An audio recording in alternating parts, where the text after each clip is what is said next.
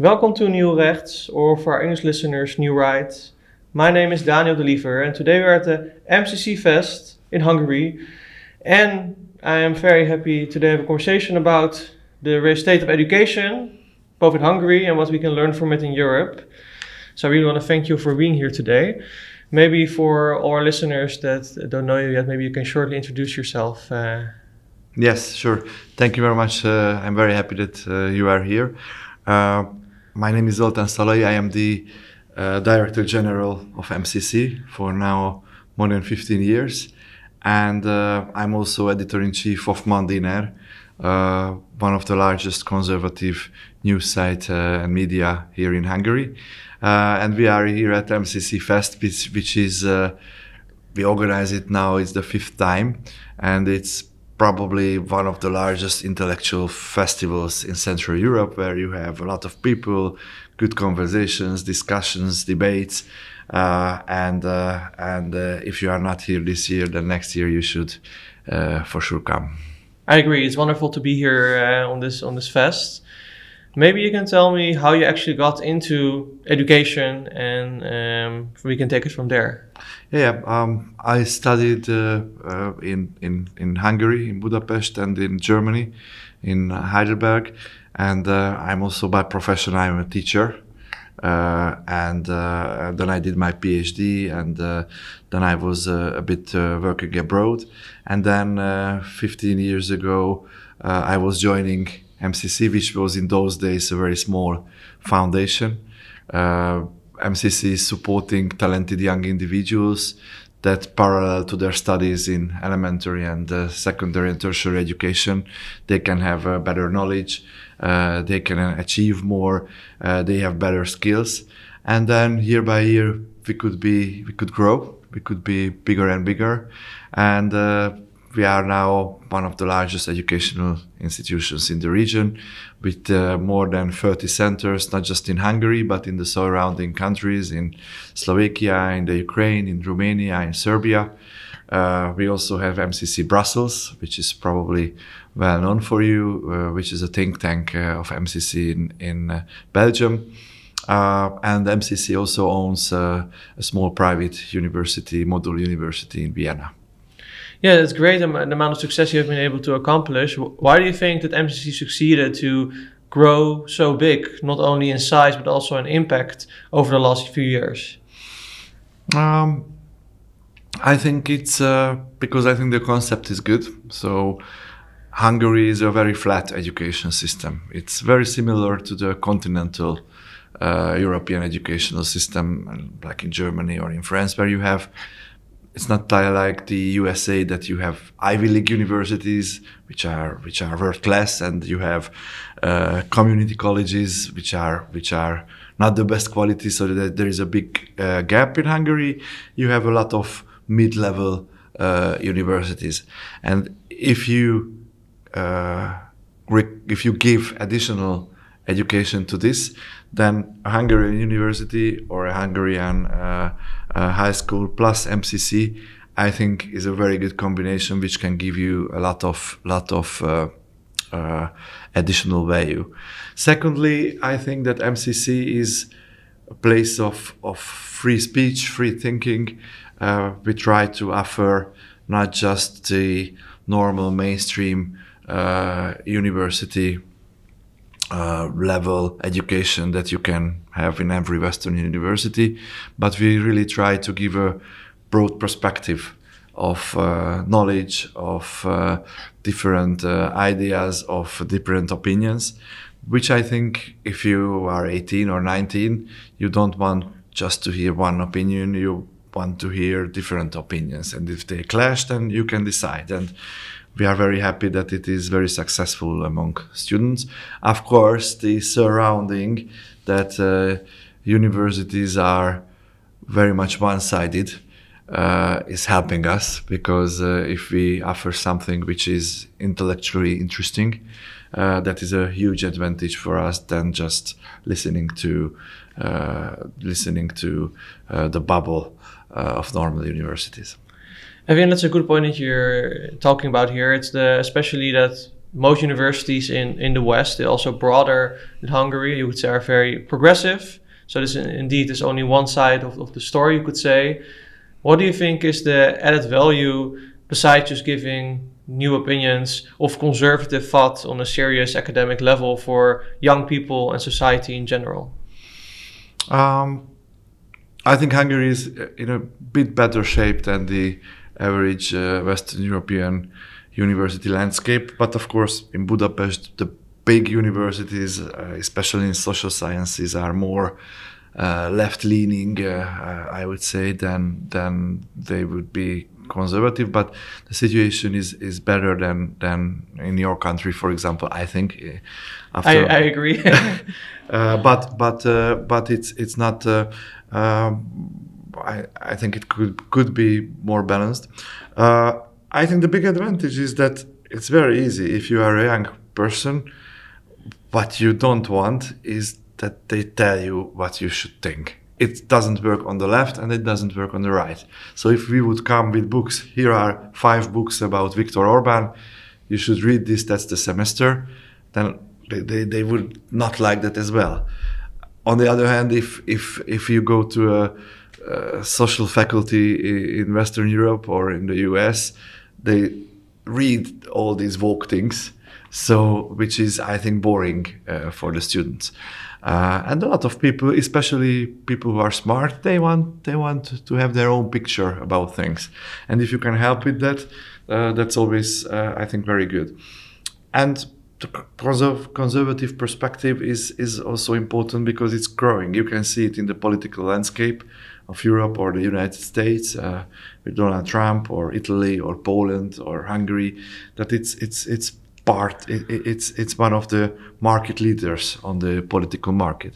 But I think the most important is that as a university, your goal is not that you give ideologies. Your goal as a university or as an educational institute is to give knowledge, to give skills, to give or to open the door of your thinking about different questions.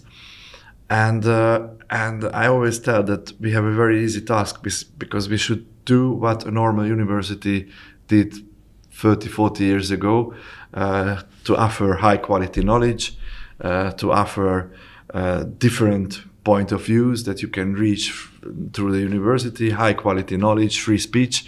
And if you already do this, a lot of people call it, that's a conservative university. Mm-hmm. But I think 30, 40 years ago, that was the normal university. I think for hundreds of years, that was the goal of a university.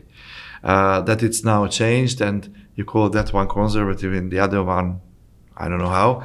That's really a big advantage for us. And what do you think, as we see this happening, we see some conservative or traditional initiatives, maybe that's a better word, like MCC coming. But what do you think has been the damage of the fact that we had maybe less critical thinking in universities for a while over the last few decades, growing, only giving this one progressive perspective? Because this is also how you grow the minds of your new generation, right? It's of course that the university education is also an industry. So you develop schools, you have schools where you have professors, the professors, they have students who are then going to gain a PhD. And of course, if you want to be part of this ecosystem, you have to think how your advisor is thinking. It's very rare that you are very different from your advisor. It's also happening, but I would say 90%, if there is a way of thinking about the topic in political science, in sociology, in economics, or in law, the students who are under that professor are starting to think that way. They are investing a lot into that knowledge. They are investing a lot into their career. And of course, if they are already investing years and years to such a career, they will not change their way of thinking, or they will not very open to other opinions because that's their bunker, so to say. And how do you feel that common people across Europe, how has it impacted them? Because we very often talk about how it's impacted academic sphere of influence, but in the end, I think most people care, how does it influence me when I'm working a normal job, leading a normal life? How do you think that has been? If you were just a normal student, so you are not choosing an academic career, it's also very much the same. You can see that in a lot of universities that there are these famous that Gadamer was always very proud that he had in his phone book a lot of names of journalists who were basically his students previously. And then it's also building a community, not just an academic community, but also a professional community in education or in news and media, or in economics, business, or as lawyer, or studying law, and then the one will be a judge, the other will be a lawyer, the other will be a prosecutor. So it's very much the same how you are building connections. And I think that is what you can see from the 60s in Western Europe. And of course, we know that 68 is a very remarkable year, but it was not just 1 year. It was a process how it developed, basically taking over universities, taking over fields of different sciences and different thinkings. And if you look at other countries, what do you think they can learn from the success of MCC? Like if I look, for example, at my home country, the Netherlands, we have almost nothing similar. So it's very hard for people that want maybe some different education to actually get it in our own country. And I know it's quite similar in many other European countries. So what would you say to these people?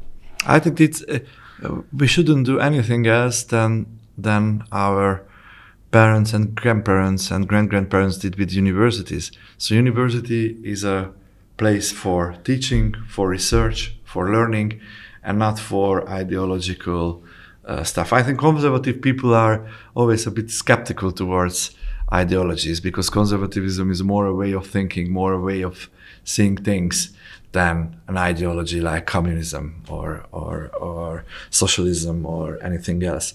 So I think that's the best advice, that you stick to that, what is originally from the Middle Ages the role of universities, and if you build like this and think about your institution like this, that it's a place of high quality research, of high quality teaching, it should be meritocratic, then I think you are already on a good path.